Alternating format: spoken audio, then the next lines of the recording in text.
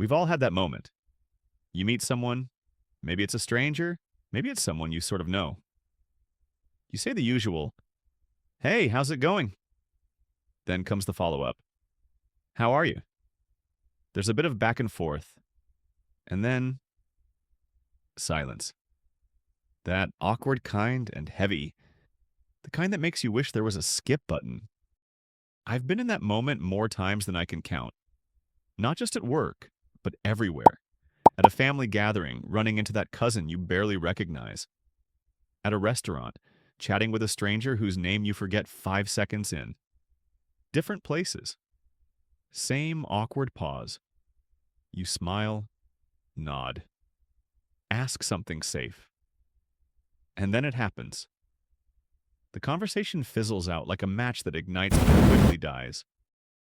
But what if you could talk to anyone and never hit that awkward wall? Here's the thing. We all carry some level of social anxiety. It's not just you. Some people hide it better. Others get stuck in it. Me? I've been through the expert mode. No cheat codes, no shortcuts. Just a whole lot of overthinking and second guessing. Over time, I figured out three simple methods that help me talk to anyone, and mostly leave the awkwardness behind. At first, I blame myself. Too shy, not confident enough, maybe just socially off. But then I realized something. Around people I felt safe with, I was the exact opposite. So what's actually happening here? I'm still an introvert. I didn't magically become someone else. It wasn't about confidence, it wasn't about personality, it was a skill gap. I just didn't know how to navigate small talk, and like anything else, learning guitar, writing a story, cooking a decent meal. Conversation is a skill you can train.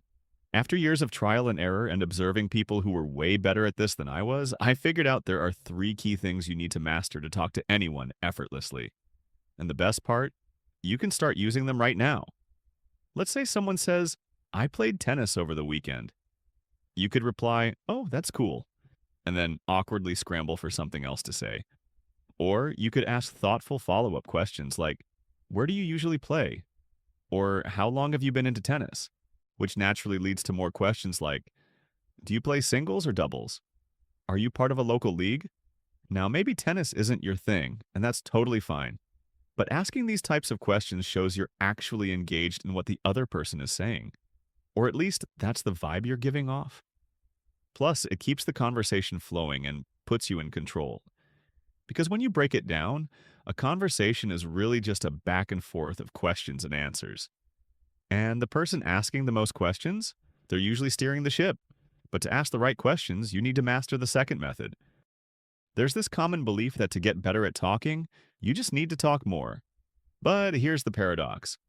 You actually improve at conversation by listening more, and by really listening. Not planning your next response, not waiting for the perfect moment to crack a joke, but genuinely being present and focused. It's easy to zone out and miss the point, only to throw out something totally random or off topic. Cue the awkward silence. But when you listen closely, you'll know exactly what to say next, and the conversation will feel effortless. As the saying goes, most people don't listen to understand, they listen to reply. Don't be that person. We've got enough of those already. Now, here's the secret. Find common ground. We naturally click with people who share similar interests, backgrounds, or experiences. Sometimes it's obvious you both love tennis. Other times it takes a bit more effort. But with the right questions and a little curiosity, you'll almost always discover something in common.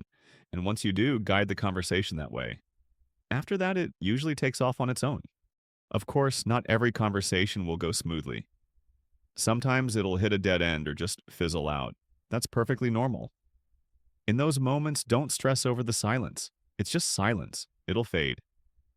But most of the time, if you follow these three methods, you'll find yourself able to talk to anyone and never run out of things to say.